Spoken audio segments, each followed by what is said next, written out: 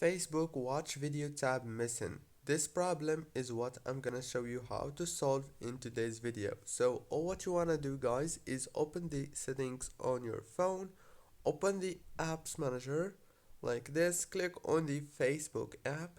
Now this is the app informations page. All what you wanna do here is very simple. Just click on the force stop right here as you can see, and after that you have to click on the notifications. Now all what you want to do here is make sure to enable all those options, and then go back, click on the permissions, make sure that to enable all the permissions. Go back again, click on the data usage, and make sure also that every single option is enabled.